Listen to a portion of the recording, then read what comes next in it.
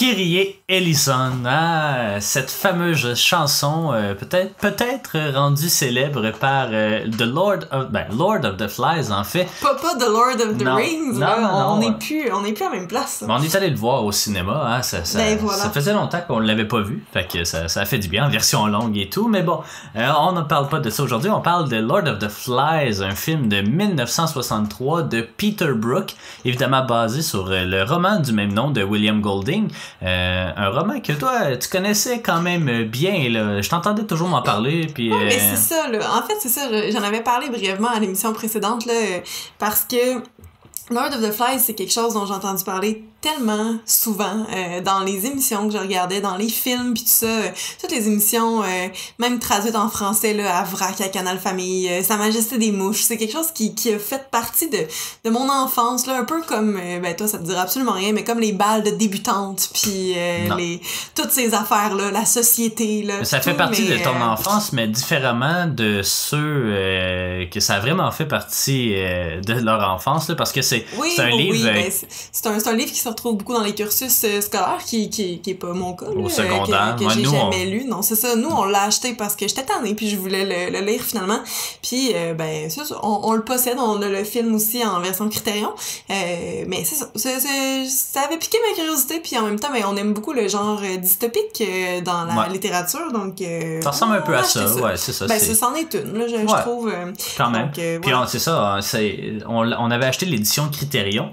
C'est l'un des premiers films Criterion, je pense qu'on a acheté là, dans un paquet de... Nos deux premiers films en fait, c'était Doctor Strangelove et La Haine, qu'on avait acheté sur la plateforme de Criterion déjà.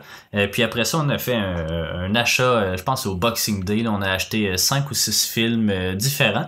Lord of the Flies évidemment a piquer ta curiosité parce que c'est à cause du livre et tout. On en avait acheté d'autres, on avait acheté Shampoo, Tootsie. Tootsie, tu sais, c'est un gros classique qu'on n'avait jamais vu aussi. Exactement. Puis Honeymoon Killers que j'ai voulu acheter, qu'on savait absolument pas c'était quoi, qu'on a regardé récemment. Puis dont on va parler dans plusieurs semaines, mois ou même années, qui sait. Ouais, numéro 200 quand même. On est à 43 donc. Ça avance quand même bien, mais c'est ça. On a quand même pas nécessairement du retard là, mais c'est ça, on a quand même plusieurs films à écouter d'ici là. On avait acheté aussi Barry Lyndon de Stanley Kubrick, mais on avait acheté, c'est ça, Lord of the Flies. Puis ironiquement, on l'avait écouté juste avant pas longtemps avant le début de la pandémie, en fait, au mois de février. Puis là, c'était déjà le temps de le réécouter. Puis je voulais pas le parce qu'on avait encore. été déçus. Veux pas là, dans notre première écoute.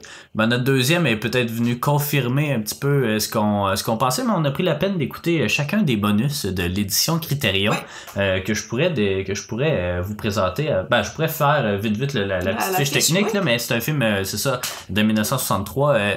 On dit Royaume-Uni, là, mais en fait, c'est des producteurs, c'est des investisseurs de Wall Street qui ont financé le film, puis pas mal tout le monde était américain, en fait, mais sauf le réalisateur, en fait, et le producteur, donc c'est pour ça que c'est un film britannique, donc un film d'aventure, drame... il n'y a pas de genre dystopique nécessairement, mais c'est pas de la science-fiction non plus, donc on va garder ça à aventure et à drame. 90 minutes, format 1.37.1, noir et blanc. Donc les producteurs sont Lewis M. Allen, pas très connu, lui aussi a beaucoup travaillé au théâtre, puis a produit notamment Fahrenheit 451 de François Truffaut. Produit aussi par Gerald Field et Al Hine. Le film est de Peter Brook, qui est surtout connu en fait dans le milieu du théâtre comme étant l'un des metteurs en scène les plus avant-gardistes et réputés. Il est toujours vivant aujourd'hui, 95 ans, il ne dérougit pas. Il a gagné de nombreux Tony, donc des prix qui récompensent justement les pièces de théâtre, que ce soit les comédies musicales ou tout simplement les pièces de théâtre, et des Emmy, donc des prix pour la télévision. Il y a aussi un prix Laurence Olivier, aussi pour le théâtre, mais au Royaume-Uni. Donc, il s'inspire beaucoup d'Antonin Artaud et de Bertolt Brecht. Je sais pas si tu es familier avec leur œuvre. Moi, je connais Brecht, mais Antonin Artaud, je le connais de nom, mais je sais pas exactement c'est quoi son style. Au cégep, là. J'en ai lu au cégep à l'université aussi, mais ça fait tellement longtemps. Ouais. Bertolt Brecht, en fait, c'est un il fait beaucoup, il y a un style, le ton brechtien ou des trucs comme ça, donc ça, c'est souvent des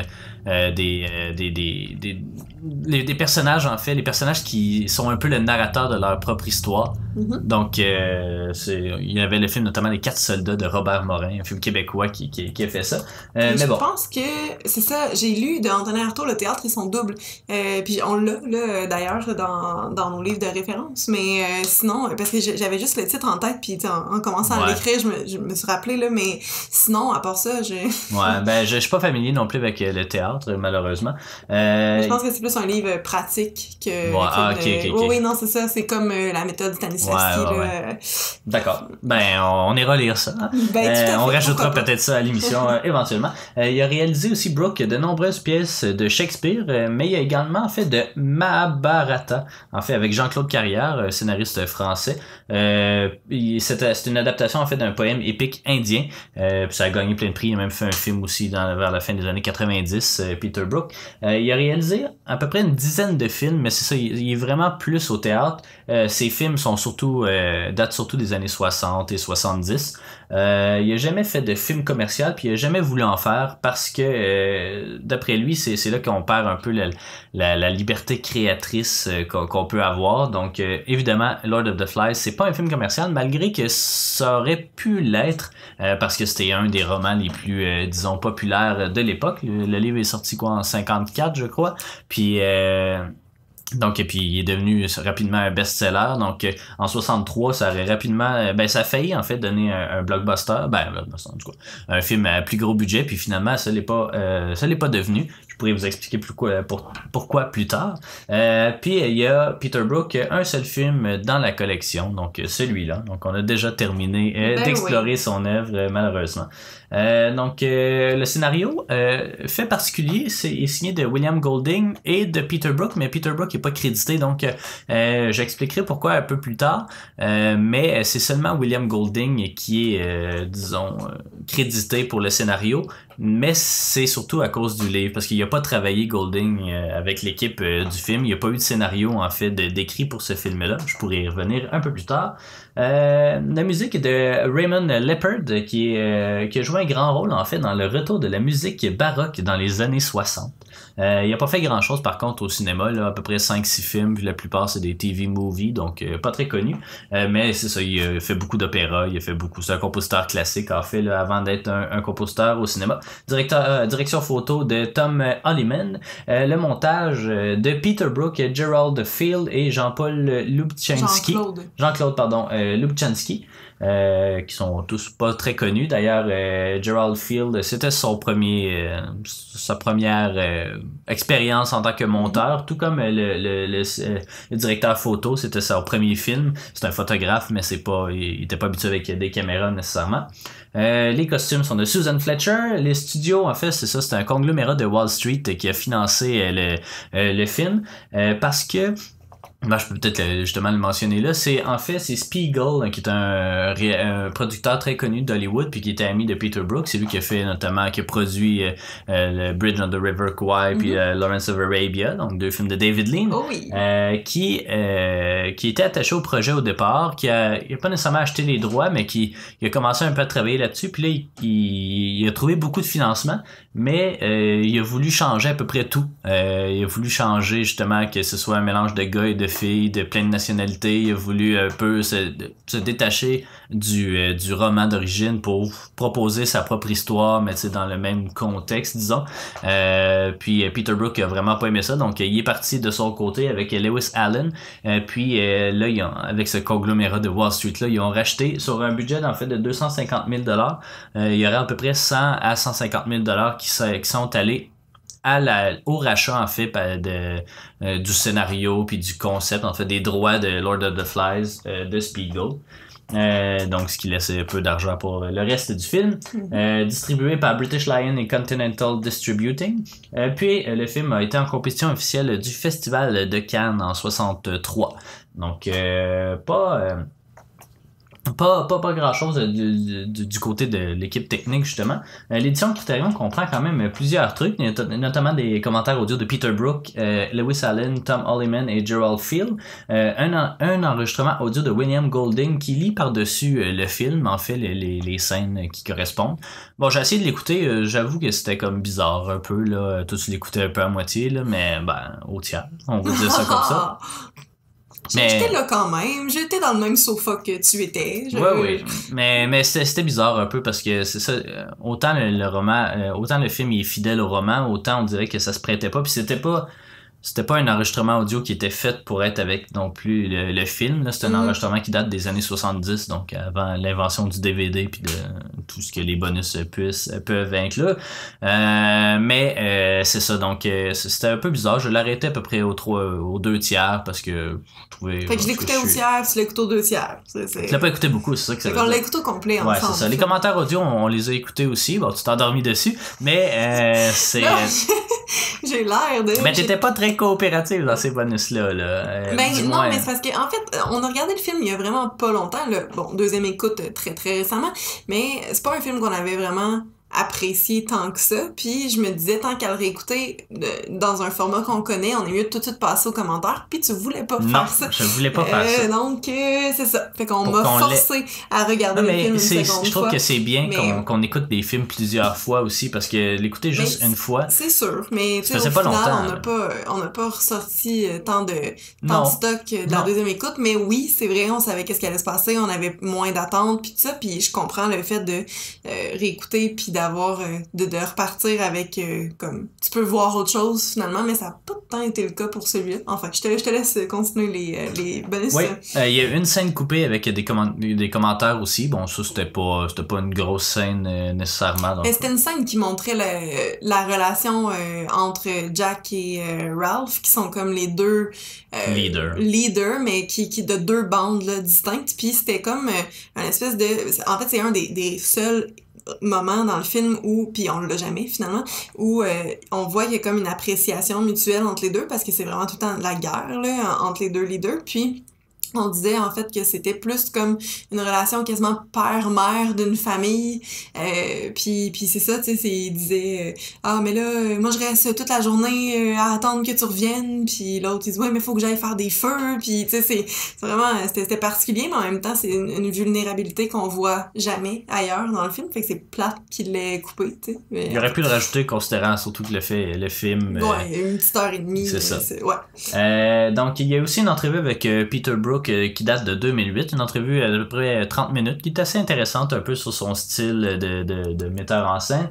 Il y a des behind the scenes avec des films homemade en fait, des screen tests, puis des bloopers, puis des images du film.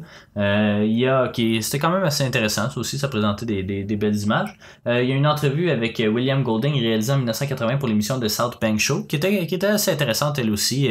William Golding est assez réservé, donne pas beaucoup d'entrevues, puis là de pouvoir approfondir un peu ce roman-là qui a fait pas mal sa carrière, c'était très intéressant de voir aussi son enfance. Lui, c'est un professeur d'université qui est, disons, devenu célèbre sur le tard. Lord of the Flies, c'est...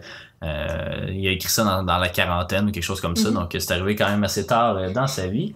Il y a une nouvelle entrevue avec Gerald Field aussi, qui est intéressante mais sans plus. Il y a des extraits du documentaire The Empty Space sur Brooke et son style théâtral. Ça, t'as pas aimé ça. Ben, toi non plus. C'est plus toi qui étais réticent. Puis on a vu une jeune Helen Mirren dans cette troupe de théâtre-là. Mais... c'est bizarre. C'était pas... C'est bizarre le théâtre. Mais j'aime ça, là, mais moi je trouve ça sectaire comme milieu. Puis tout ce qui est sectaire, moi j'haïs ça. Les spas, tout oui, mais ça c'est parce qu'on peut pas parler. Pas ça. Mais non, mais c'est juste qu'on voyait leur technique de jeu puis leurs exercices de respiration puis d'improvisation puis tout ça. Puis ça avait comme pas rapport là en fait avec le film. Mais bon, mais le théâtre en général, j'aime beaucoup ça, là, mais c'est l'extérieur du théâtre, je pense. Ouais, c'est ça. Pas les pièces en eux-mêmes. Non. Exactement. Il y a aussi Living Lord of the Flies qui en fait un petit documentaire. Là, en fait, c'est des images des jeunes durant le tournage avec Tom Gaman disons, à la narration, parce qu'on a donné une caméra aux jeunes, en fait, pendant le tournage pour qu'ils tournent ce qu'ils veulent, en fait, pour les faire désennuyer. Un journal. Ouais. Puis ils ont même fait un petit film aussi. Qui ben c'est ça, en fait. Mais... Non, mais un fiction. Avec. Mais on envoie des bouts là-dedans. Oui, mais c'est ça. Mais c'est ça, donc c'était quand même correct. Il y a la bande-annonce aussi du film et un livret avec un essai en fait du critique Jeffrey McNabb et des extraits de l'autobiographie de Brooke de Shifting Point. Quand même une édition assez remplie, oui, effectivement. Puis c'est très bien comme ça aussi, malgré que ce soit pas un film qui nous ait fait triper tant que ça. Lord of the Flies, en fait, pour ceux et celles qui sauraient pas trop de quoi ça parle, c'est une espèce de dystopie avec des jeunes sur une île déserte. C'est essentiellement ça. Ils sont un peu laissés à eux-mêmes parce que leur avion ils ont été abattus en plein... dans le livre, en fait, c'est pas tant clair. Dans le film, on le présente dans le générique d'introduction. On présente que c'est la guerre un peu partout, puis que il y a du monde qui tente de fuir en avion, plus leur avion se fait abattre, puis ils se ramassent sur une île déserte. Il y a aucun adulte, il y a juste les enfants qui ont tous survécu indemnes par un quelconque miracle. En fait, c'est plus une fable qu'un film vraiment très réaliste. Donc, ils sont laissés à eux-mêmes, puis ils doivent prendre la responsabilité qui revient aux adultes, de se nourrir, se loger, des trucs comme ça. Puis assez rapidement, il y a deux groupes qui vont se former. L'un qui veut construire un habit puis faire un feu pour être retrouvé, ce groupe-là qui est mené par Ralph. Puis un autre de chasseurs qui veulent plutôt s'amuser, en fait, qui est mené par Jack, puisqu'il va évidemment causer beaucoup de confrontations entre les deux groupes. Je sais pas si ça vaut la peine d'en dire plus nécessairement. Là. C'est pas mal la dystopie assez de base, là, un peu à la ferme des animaux, je sais pas. C'est pas une dystopie, mais... c'est ça qu'on se disait justement tantôt, c'est une dystopie, oui, mais plus une dystopie de survivance, là. C'est un récit de survie, parce que je pourrais pas mettre Hunger Games là-dedans, ou je pourrais pas... on est plus dans le, mettons, Walking Dead, mais un des meilleurs exemples que j'avais, c'était The Blindness, que j'ai vu il y a comme à peu près 12 ans, mais que tout le monde devenait aveugle dans la société, sauf quelques personnes, puis là, ben évidemment, c'est ce monde-là qui vont l'idée, puis tu sais, il y a des atrocités qui se produisent, il y a beaucoup de viols, il y a beaucoup, tu sais, les gens en profitent justement pour exercer leur pouvoir, puis tout ça, fait qu'on est dans ce genre de récit-là, puis Walking Dead, c'est un peu la même chose aussi, tu sais, on se crée des sociétés, mais il y a quand même...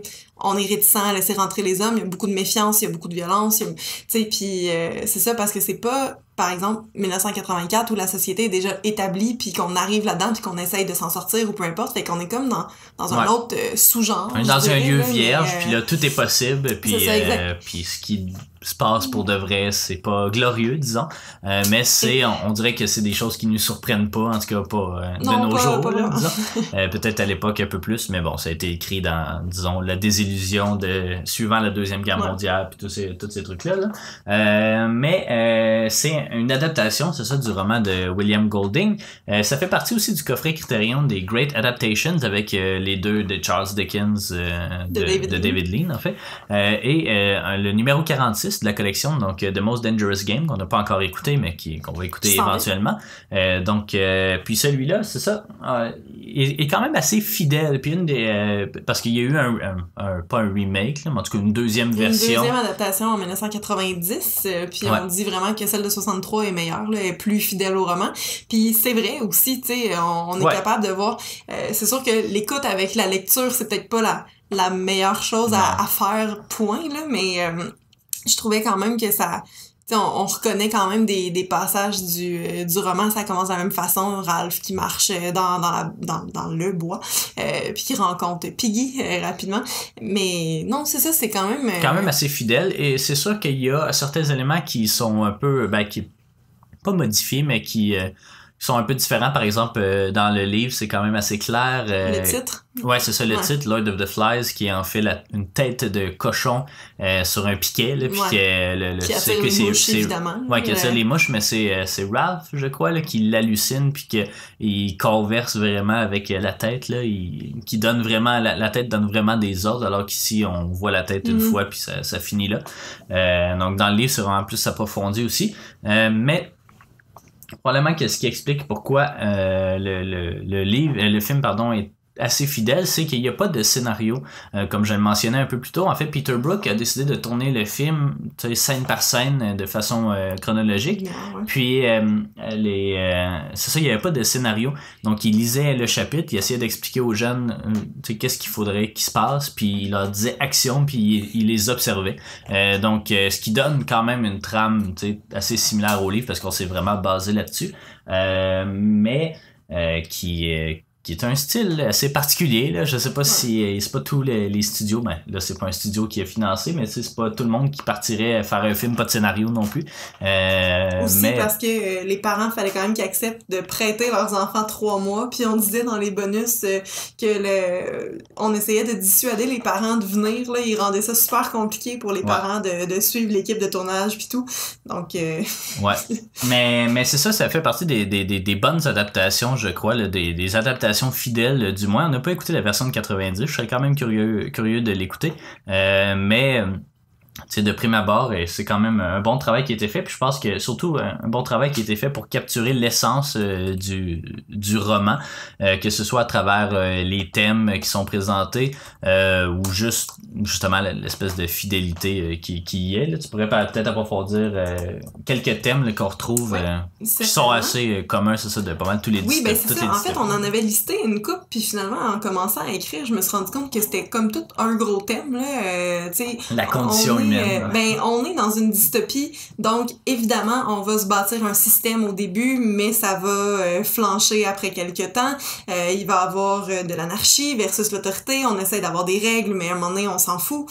Il y a l'instinct de survie, il y a de la violence, il y a de la haine, la peur. Fait que c'est comme tout ça mis ensemble finalement. Dans le fond, au début, les gars voient qu'il n'y a pas d'adultes, donc ils décident de justement s'élire des chefs, puis là il y a Jack qui est le chef de chorale qu'on entendait plus tôt, puis il y a Ralph qui pour une autre raison là devient chef, mais c'est le personnage principal, donc c'est ça. Puis Ralph est quand même charismatique là, il ressemble beaucoup dans le film à un jeune Tom Cruise enfin. Mais c'est ça. Puis merci. Puis c'est ça, ils vont se trouver aussi comment faire pour les tours de parole, ils vont trouver un gros coquillage, puis ça va devenir le symbole de quand tu l'as dans tes mains, c'est toi qui parles, les autres doivent t'écouter, puis tout ça. Fait qu'il y a quand même une espèce de volonté de se bâtir quelque chose de structuré, finalement. Puis en même temps, c'est tous des gars qui ont de l'argent, qui viennent de familles aisées. On le voit dans leurs uniformes, là. C'est tout, justement, ils venaient toutes de collèges quelconques, 2 collèges, là, on imagine.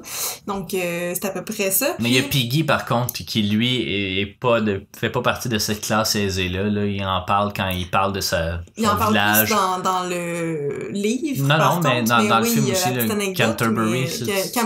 Camberley, c'est ça qui est comme une banlieue, disons, plus travailliste comparativement à tous les autres qui viennent d'un milieu plus élevé. Là, parce que oui, Piggy va évidemment se faire... discriminé un petit peu parce qu'il est rondelet puis un peu pas nécessairement naïf là, mais bon, il est comme facile à... Mais il est fin, c'est ça, il est juste trop gentil en fait, c'est comme un Jerry de Parks and Recreation là, c'est ça.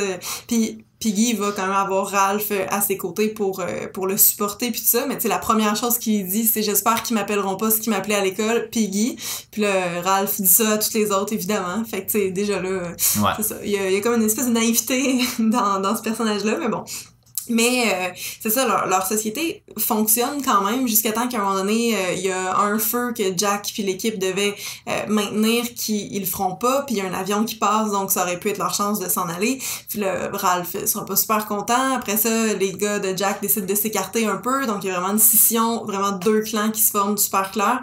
Puis là, ils se font des maquillages dans le visage, ils commencent à avoir des lances, puis là, ils deviennent vraiment sauvages au sens strict là, du terme. Puis c'est ça, puis là, il y a un petit peu de barbarisme, là, un petit peu de meurtre. Puis c'est ça, il y a des meurtres dans ce film-là, fait que, tu sais, c'est ça. Le premier, c'est la nuit parce que les gars ont entendu du bruit dans le bois, puis ils pensaient que c'était la bête, justement, la majesté des parce mouches. que c'est un peu comme dans Lost, là, il y a comme une espèce de créature sur l'île que tout le monde a peur, mais personne l'a vraiment vu, en fait. Donc, c'est un parachutiste, c'est ça, un parachutiste. En fait, on imagine que c'est le pilote de l'avion des gars, parce qu'on le voit, on voit son parachute au début. Dans le livre, c'était plus clair que ça, j'ai l'impression, là. Je me souviens pas. On voyait le parachutiste, puis là, il y avait comme le parachute qui bougeait dans le vent, fait que là, les gars, ils ont eu peur, ils pensaient que c'était une bête, vraiment, mais c'est des petits gars de comme 7 ans, là. Ouais, dans le livre, ils sont vraiment plus jeunes, en fait, que dans le film. Là, dans le film, ils ont plus l'air, tu sais, au début, tu sais, fin primaire, début secondaire, quelque chose comme ça, alors que dans le livre, tu sais, les plus vieux ont comme 7 ans, puis les plus jeunes, c'est des bambins, là, littéralement. Oui, c'est vrai qu'ils sont quand même plus vieux. Il y a quand même de tous les âges là, dans les bandes, mais c'est ça. Puis il y a ce parachutiste-là qui est le pilote finalement, que tout le monde a peur de lui. Donc il pense que c'est cette bête-là qui est dans le bois, mais c'est un des leurs. Puis là, il le tue comme ça. Puis il y a un autre meurtre qu'on ne vous spoilera pas, mais qui est fait par pure haine. Là. On n'est pas du tout au même endroit, c'est le jour, on voit tout ce qui se passe, puis c'est fait juste parce que... Non, c'est pas le jour, c'est la nuit. Non, le ah, ok, ouais, l'autre meurtre... Ben, celui-là, justement, le premier meurtre, moi, je trouve que c'est l'une des meilleures scènes du film. C'est vraiment c'est vraiment... c'est la nuit, puis juste le produit visuel, et je trouve il est quand même assez intéressant. Là. Ils ont tous des bâtons, des bâtons en feu, là, puis c'est ça qui fait un peu l'éclairage du film. Bon, dans les faits, en fait, c'était qu'il y a des flares industriels, je sais pas trop quoi, là, qui faisaient la luminosité, mais c'était vraiment une scène troublante. Je pourrais en revenir un peu dans le style que le film aborde, là. Mais c'est une des plus belles scènes, je trouve, ou des plus effrayantes scènes ça fait du peur. film. Pour vrai, même l'acteur qui se fait tuer dans cette scène-là l'a dit, on l'avait écouté en entrevue, justement, dans les bonus. Il disait que jamais les bâtons l'ont touché, mais il avait vraiment peur. Puis même, j'ai lu aussi que en 96, ils ont fait une réunion, dans le fond. Puis même là, il disait, tu sais... ça m'a traumatisé un petit peu, c'est pas le fun à regarder pis tout, pis c'est ça, pis son cri, parce qu'il crie quand même, c'est tout à fait genuine, là, c'est un vrai du cœur, pis c'est ça, mais tu sais, on est, c'est ça, dans une dystopie vraiment traditionnelle, puis il y a l'espèce de refrain là, kill the beast, slit her throat, bash it in, que les gars arrêtent pas de chanter pour premièrement manger, tuer des cochons. À un moment donné, ils remplacent les pronoms par c'est kill the beast, slit his throat, bash it in, puis là ben c'est ça, ils commencent à vraiment vouloir tuer les gens, puis il y a même un troisième meurtre qui est évité de peu à la toute fin du film, mais pour vrai, si le film se terminait pas comme il se termine, on s'en allait là dans le fond. Fait est-ce que ça se finit comme ça dans le livre? Il me semble que j'ai pas de souvenir que ça... là, évidemment, on peut pas tant vous spoiler la fin du film, justement, là, mais je me souviens pas si ça se finissait comme ça dans le livre. Ben, on pourra s'en reparler à l'extérieur, parce que là, non, mais je me rappelle pas exactement de la fin, mais je sais que, comme... les dernières secondes, c'est exactement ça, mais c'est ce que je voulais savoir, je savais pas trop la scène au complet, le 5 minutes, je sais pas exactement comment ça se passe, mais bon.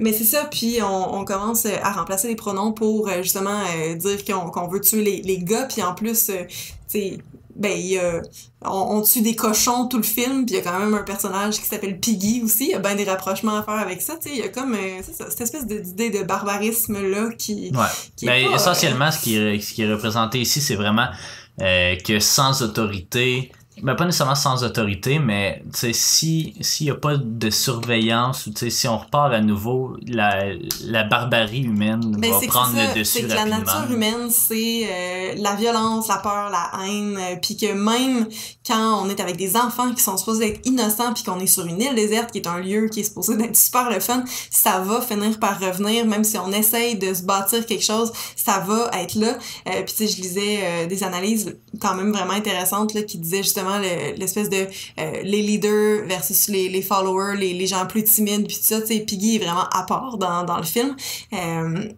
Puis il y avait aussi toute l'idée de écouter la bête ou pas, tu sais, être plus spirituel. Il y a un personnage qui l'est dans le film qu'on voit jouer avec des lézards sur son vêtement, tu sais, puis qui est tout le temps un peu posé. Il y a les enfants qui sont super innocents mais qui vont s'allier à un des deux groupes. Tu sais, il y a comme toute la perversion. Aussi, ça présente bien aussi, on dirait pas les systèmes politiques, mais un petit peu la société dans laquelle on vit. C'est souvent une minorité qui est silencieuse.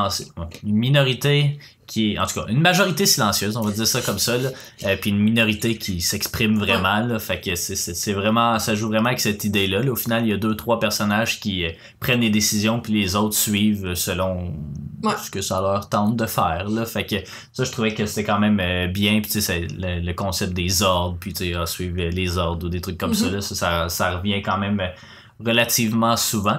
Puis évidemment, ça a été écrit à une époque de fascisme puis des trucs comme ça. Donc évidemment, Jack et tous les chasseurs en amenant une espèce d'ennemi invisible, un peu comme le fait les régimes fascistes dans la Deuxième Guerre mondiale, des trucs comme ça, ben tu sais, ça monte une population assez rapidement contre cette espèce d'ennemi invisible-là qu'il faut absolument chasser, mais que personne voit.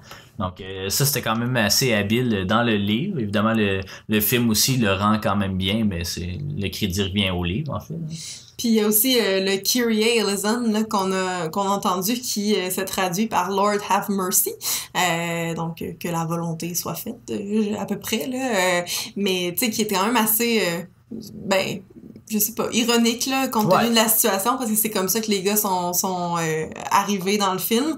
Puis c'est l'hymne qu'on entend un petit peu, parce qu'il y a pas de musique là, dans le film, donc c'est ça qu'on entend pas mal en leitmotiv là, un petit peu. Assez souvent aussi. Mais tu sais, c'est une expression assez commune dans des prières chrétiennes qu'on disait. Puis tu sais, c'est ça, considérant la tournure que le film prend, tu sais, c'est comme si justement on pouvait pas s'échapper de ça, puis que ça va être ça, puis c'est tout. Puis on peut pas lutter contre notre vraie nature. Donc c'est quand même un message un peu défaitiste, là, mais ça m'a toujours vraiment fasciné à quel point les dystopies, ça va vite, tu sais, ça devient rapidement quelque chose de plus tenable, là, mais là-dedans, c'est un parfait exemple de ça. Là. Ouais, ça va plus vite aussi là-dedans que dans le livre. Là. À l'origine, je pense que ça se fait sur une couple de semaines, là, alors que là, ça a l'air d'être plus une couple de jours. Mm-hmm. C'est quand même une différence notable, mais quand même. Mais qu'as-tu pensé, dis-moi, de l'absence de filles dans l'histoire, là. Puis dans le roman, peut-être?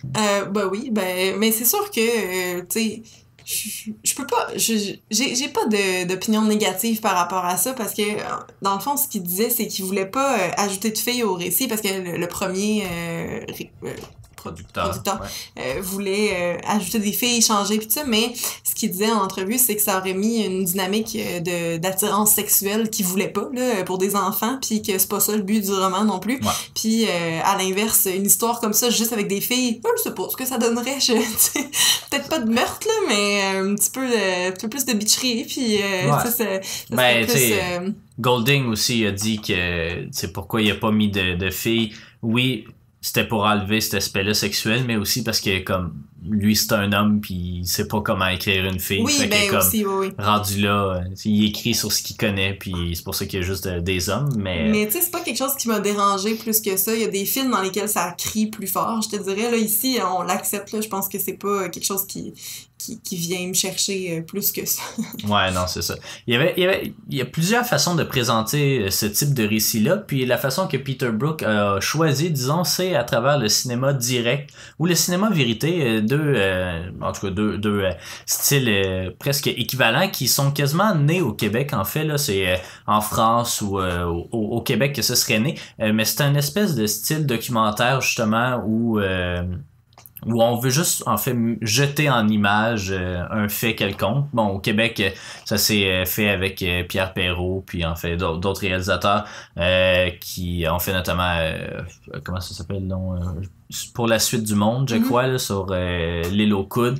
Il y a en fait il y en a plein là, de cinéma direct de même. Là. Il y a le chat est dans le sac, je crois, de je ne me souviens plus trop qui. Mais c'est un style, c'est ça qui allie un peu, tu sais, c'est surtout documentaire, mais pour les films de fiction, tu sais, ça allie justement le documentaire et la fiction. Puis ici, on constate quand même des échos assez importants là-dedans, notamment toute l'équipe qui a aucune expérience de cinéma, qui ont juste décidé de faire ce film-là avec une caméra, puis on va s'arranger sur le tas un peu.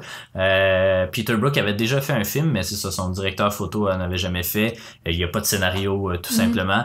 Les producteurs étaient pas super familiers non plus, pas d'argent. Il n'y a pas de décor non plus. Il n'y a pas de décor. C'est vraiment l'île. C'est ça, Peter Brook avait dit, tu sais, donnez-moi une caméra, des enfants puis une plage, puis vous avez un film, là. Puis c'est à peu près ça qu'on y retrouve, effectivement. Aussi, tous les enfants n'étaient pas connus à l'époque, et puis en fait, presque tous ont pas poursuivi le métier d'acteur. Mais il y en a deux qui ont poursuivi Jack, pas Jack, Ralph, le gars principal, qui est mort en 2000, je pense. 2010. 2010. Puis Puis il y a Roger. Robert, en fait. Robert, qui a quand même eu une carrière quand même cool, là, mais tu sais. Qui est interprété par Nicholas Hammond, mais qui est pas très connu, en fait, Robert. Ben, je veux dire très connu. Son personnage est pas très important dans l'histoire, mais c'est le premier acteur à jouer Spider-Man à l'écran. Je sais pas si c'est à la télévision ou non, mais c'est ça, c'est le premier live-action Spider-Man de l'histoire. Il a joué aussi dans The Sound of Music. The Sound of Music, un des enfants de la famille que je me souviens plus comment ça s'appelle. Puis il a joué aussi dans Once Upon a Time in Hollywood de Quentin Tarantino. C'est un peu plus tôt l'année dernière en fait. Donc, mais sinon les autres, celui qui joue Ralph, c'est James O'Bray qui n'est pas connu. Ben c'est ça qui a fait une petite carrière, mais sans plus.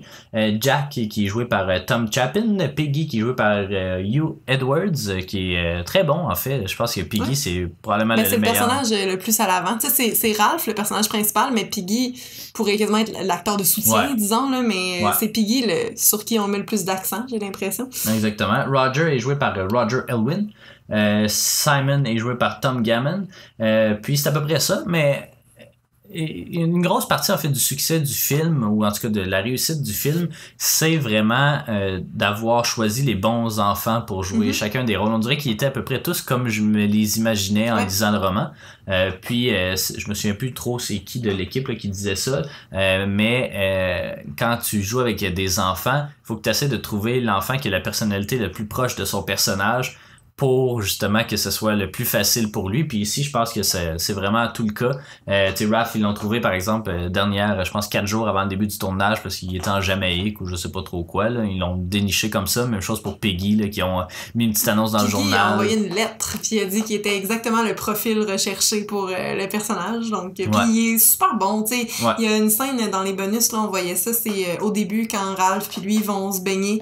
Puis là, Peggy a de la misère à enlever ses bas. C'est super long à enlever son linge, puis quand il essaie de mettre ses pieds dans l'eau, il recule en même temps que la vague avance, puis c'était pas quelque chose qui était scripté, parce qu'il y avait pas de il y a pas de script là, mais c'est parce que vas-y. Ben le réalisateur disait que c'était tout à fait Piggy de faire ça, puis ça a juste été comme un espèce de coup de chance là que dans le fond, qu'il soit absolument comme le personnage est supposé d'être, là. Fait que c'était... Ben, c'est là aussi toute l'influence du cinéma direct ou du cinéma vérité. Tu sais, tu te dis, mettons, pour un documentaire, tu te dis pas, faites telle affaire, puis go.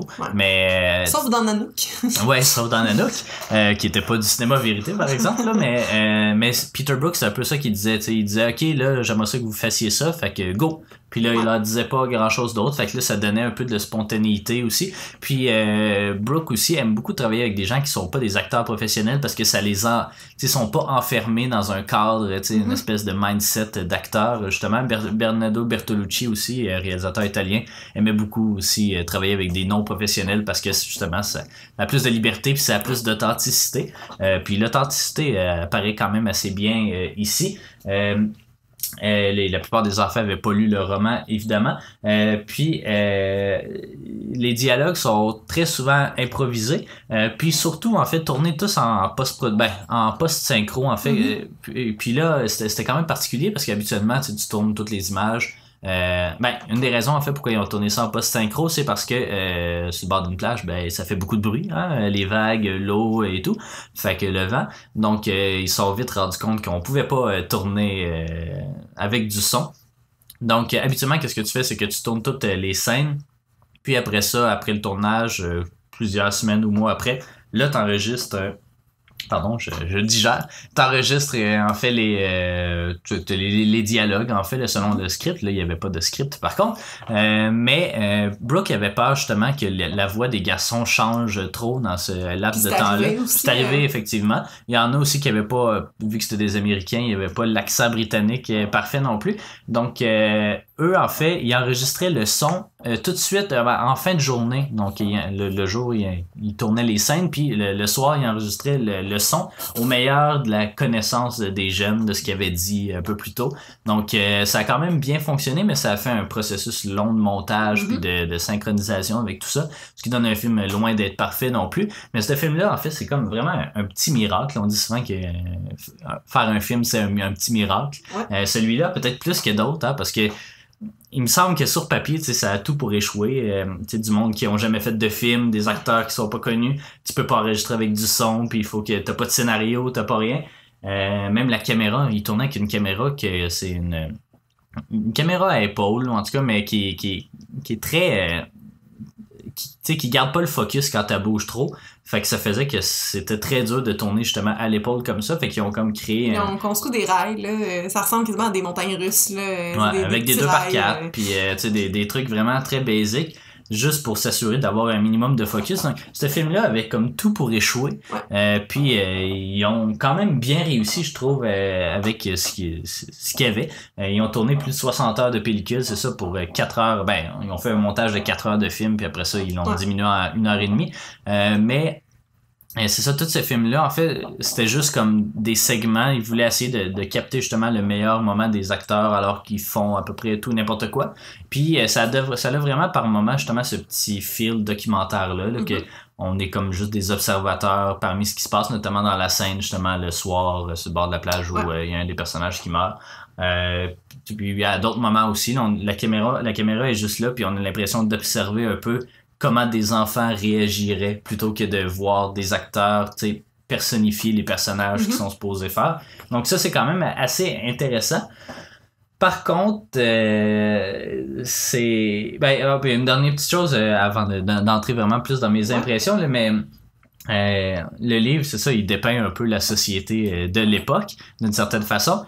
Puis ça c'est Peter Brook, je pense qu'il a écrit ça. Autant le livre, ça représente la société, autant le film représente un peu l'espèce de microcosme hollywoodien de comme justement quand ils ont failli embarquer dans la machine d'Hollywood, c'est toutes les codes d'Hollywood ont voulu embarquer justement de OK, on va mettre des filles dedans, on va faire changer toutes ces affaires-là. Fait que tous les clichés des grosses productions américaines justement on tournait autour de la production de ce film-là. Fait que, tu sais, Peter Brook, il dit justement, si le roman, c'est une représentation de la société, ben, le tournage du film, c'est vraiment la représentation d'Hollywood. Puis de tout ce que ça fait mal à Hollywood, en fait, de tout ce qui se fait pas bien à Hollywood. Donc, c'est ça, comme je disais, si le film est quand même un petit miracle, reste que c'est un film qui manque un peu de punch, on dirait, de mordant. J'aimerais préciser par contre que le roman manque un peu de punch. Tu sais, on avait été quand même déçus. Moi, j'ai la mauvaise habitude d'avoir des attentes quand je lis ou quand je regarde des choses. Donc, je l'avais lu avant toi. Puis après ça, je t'ai dit, tu sais, finalement, c'était pas exactement ce que je m'attendais. Puis tout. Puis on dirait qu'il se passe jamais rien dans le livre, mais qu'il se passe plein de choses en même temps. Tout va vite, mais c'est lent. Puis après ça, toi, tu l'avais mieux aimé que moi, je pense. Tu sais, puis le film, c'est un copier-coller du livre, donc il se passe pas plus de choses, puis c'est ça. C'est plus, je trouve que ça se prête bien justement à l'espèce de faux c'est pas un faux documentaire, là, mais tu sais, c'est à ce style-là justement particulier. Tu sais, c'est ça, comme tu le dis, justement, c'est long, mais ça va vite. Tu sais, on dirait qu'il y a comme... il y a comme 3-4 moments là, que je peux te dire, là, il se passe telle affaire, mais sinon, c'est ça, il se passe rien. T'es vraiment juste en train d'observer des gens qui font des affaires. Puis, tu sais, c'est vraiment... c'est très... le rythme est vraiment particulier. Puis l'histoire, c'est ça, laisse un peu à désirer, mais tu sais... Je pense que le livre apporte plus de réflexion que le film. Le film nous invite plus à comme... observer quelque chose, mais il nous incite pas vraiment à réfléchir, je trouve, alors que le livre, oui. Mais sinon, c'est ça, je trouve que c'est un film pas nécessairement qui a mal vieilli, mais qui, tu sais, que t'écoutes une fois, puis que tu comprends pas mal tous les éléments, là. C'est pas un film qui récompense la réécoute nécessairement. Ah bon? Ben oui, mais ça arrive, c'est pas tous les films non plus. Mais tu sais, je comprends pourquoi il est dans la collection, parce que tu sais, tout ce qui entoure le film, c'est juste le processus qui a mené à ce film-là, je trouve qu'il est assez exceptionnel. Mais c'est le genre de film que c'est ça, qui est plus intéressant quand tu lis autour de lui que juste le produit final, au final. C'est sûr. C'est sûr. Des choses, ouais, vas-y. Ouais, ben pour ma part, c'est ça, tu sais, c'est rapide. Tout se passe vite, mais en même temps, c'est long. Tu sais, malgré l'heure et demie, puis le fait que c'est relativement fidèle aussi aux événements du roman, il y a beaucoup de mystères, il y a pas beaucoup d'explications. C'était la même chose dans le livre aussi, mais c'est sûr que le titre est plus expliqué là-bas. Par contre, tu sais, il y a le premier meurtre, là, que comme on revient jamais vraiment là-dessus. On dirait qu'il y a pas tant de remords de la part des gars quand ils se rendent compte de qu'est-ce qui s'est passé. Il y a le parachutiste qu'on n'explique pas vraiment non plus c'est quoi, c'est qui. Puis même dans le livre, c'était pas si clair. Tu sais, on comprend que c'est le pilote de l'avion, mais justement, l'avion a crashé. Sont où les autres? Il était quand même pas juste 12 dans l'avion. Est-ce qu'il y a un copilote quelque part? Il y avait pas de parents dans cet avion-là? Tu sais, il y a comme, sont où les autres? Où est l'avion aussi? Ben, c'est une fable, il faut pas chercher. Même l'avion, on le voit jamais, tu sais, on fait comme le tour de l'île, à un moment donné, ils sont au sommet d'une montagne pour voir si c'est une île, puis voir le contour, puis on voit absolument rien, tu sais, c'est comme tout est...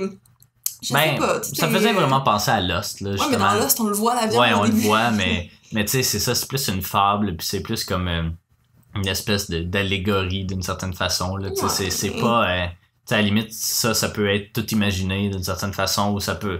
Tu sais, ça s'est probablement pas passé, mais tu sais, c'est juste une façon de montrer qu'est-ce qui pourrait se passer. Tu sais, observons ce qui pourrait se passer si telle affaire arrivait. C'est sûr. Fait que, tu sais, c'est ça. Ça reste un film moyen, quand même, là. Donc, moi, je serais prête à y aller de ma note. Donc, pour moi, ça va être un petit 6. Ouais, ben, c'est bon. 6. Oui. C'est bon. Ça aurait été le fun que ce soit meilleur, disons. Ouais. Fait que le livre t'a déçu, le film t'a déçu, fait que... on va écouter le remake de 1990. T'as donné beaucoup d'argent à William Golding, puis il t'a jamais redonné ce que tu voulais, mais bon, pour ma part aussi, ça va être un 6. C'est la note que j'y avais donnée à notre première écoute, puis je conserve aussi cette note-là. Ouais. Pour la deuxième et toutes les autres écoutes de commentaires que j'en ai faites. Je regrette pas d'avoir le film nécessairement, mais tu sais, la pochette est vraiment belle. Mais c'est ça, c'est pas un petit film léger là, que tu mets comme ça, tu sais, c'est vraiment c'est ça, c'est particulier, mais ça vaut une écoute, mais peut-être pas plus que ça, malheureusement. Petite référence dans la culture populaire avant de se laisser, il y a un remake évidemment de 90 qu'on a mentionné. Dans le film, on fait référence à Tarzan aussi, hein. Bon, c'est très minime, mais bon, il faut quand même le souligner. Puis sinon, on parle du film ou du livre dans Carrie de Brian De Palma, dans Spider-Man. Dans Sabrina, donc je pense qu'il y a un épisode thématique, quelque chose comme ça. Madagascar aussi, on sait que c'est des... je sais pas si c'est dans le premier, mais en tout cas il y a une affaire de crash d'avion aussi qui se retrouve en quelque part. Et dans Lost aussi, et dans Les Simpsons, parce que Les Simpsons... se retrouve à Madagascar. Faudrait que t'écoutes les films, donc c'est à peu près ça, pas grand chose dans la référence. Il y a beaucoup de choses, notamment... en ce qui concerne le livre, là, mais pour le film, il y a très peu de choses dans la culture populaire, malheureusement. Donc, c'est déjà tout pour ce qui est de Lord of the Flies, ce film de Peter Brook de 1963. Donc, le prochain film, en fait, sera The Red Shoes, qui est pas une comédie musicale, mais un film musical, on va dire ça comme ça, sur le ballet. Film de 1946, je crois, de Pressburger et Michael Powell, Emmerich Pressburger et Michael Powell. Un film qu'on a bien hâte de vous faire découvrir. Sur un conte de Hans Christian Andersen qui a fait la petite sirène. Donc, ça. Elle est encore rousse, donc ça va être ça. Mais un très bon film qu'on a bien hâte d'approfondir avec vous. Donc, merci d'avoir été des nôtres. Merci Jade c'est ça, là, d'avoir assisté à l'émission encore une fois. Ouais, c'est ça. Fort probablement, on n'est pas sûr encore 100%, mais Camille Harvey devrait nous rejoindre pour le prochain épisode justement sur The Red Shoes. On l'a écouté avec elle déjà, mais on ne sait pas si la magie de la distance va pouvoir faire en sorte qu'on va pouvoir enregistrer l'épisode ensemble. Donc vous verrez au prochain épisode. Donc merci d'avoir été des nôtres, puis on se retrouve au prochain épisode. Merci.